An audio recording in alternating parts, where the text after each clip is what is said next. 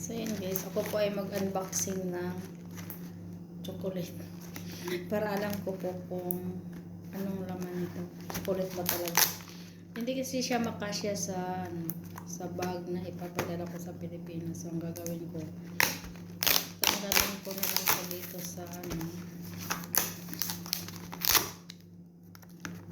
maliktad pala dapat dito pala ako na.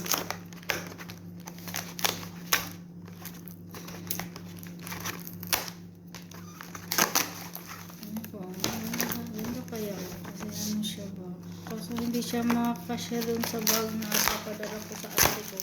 Uwi na kasi yung ate ko sa Pilipinas guys. So ganyan siya, iba din ito. Make siya, ayan, may Snickers, Bounty, what's this, Mars, and another one, Milky, Galaxy chocolate. Wow, marami pala siya. Maltese.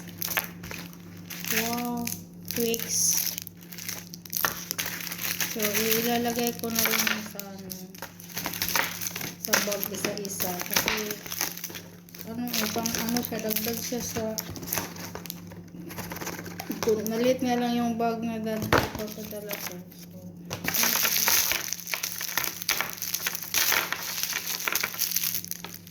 Next pala siya.